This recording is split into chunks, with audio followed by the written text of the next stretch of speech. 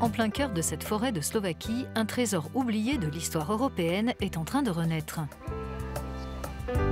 Les enfants sont invités à faire la connaissance de ceux qui se faisaient appeler les gens de la forêt.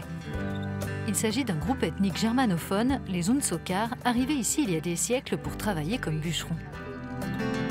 Aujourd'hui, des actions sont menées pour transmettre leur héritage culturel.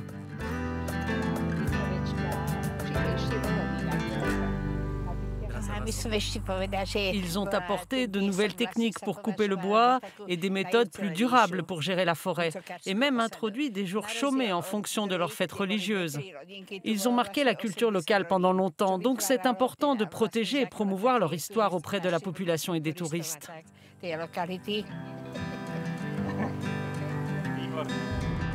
Faire découvrir des traditions depuis longtemps disparues. Ce n'est que l'un des nombreux objectifs d'un projet européen qui vise plus globalement à améliorer l'offre touristique dans cette région verdoyante à la frontière de l'Autriche et de la Slovaquie. Des investissements ont permis de mettre en valeur les ressources de ce territoire en matière de culture et de biodiversité. Ce réservoir naturel, par exemple, a ainsi été réaménagé. Le budget du projet dans son ensemble a atteint 1 450 000 €, dont 85% financés par le biais de la politique européenne de cohésion. Chaque année, environ 190 000 visiteurs fréquentent la partie slovaque de ces espaces naturels.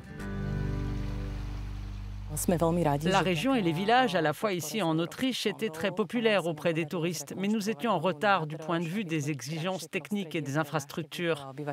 Notre approche environnementale a aussi été actualisée. Aujourd'hui, grâce au projet, nous pouvons offrir aux visiteurs des conditions nouvelles pour qu'ils puissent mieux profiter de ces espaces. De part et d'autre de la frontière, des financements ont été accordés pour développer les modes de transport durables, notamment en mettant en place une infrastructure adaptée pour la mobilité électrique et le vélo. Des chemins réaménagés permettent d'accéder aux différents types d'habitats naturels et des panneaux informent sur les caractéristiques culturelles locales et les efforts de préservation menés sur place. Cette région est idéale pour entretenir sa forme physique et mentale. On peut simplement se détendre en profitant de cet environnement verdoyant et agréable. Ces forêts ne doivent pas uniquement servir à produire du bois, elles doivent aussi contribuer à rendre les gens heureux.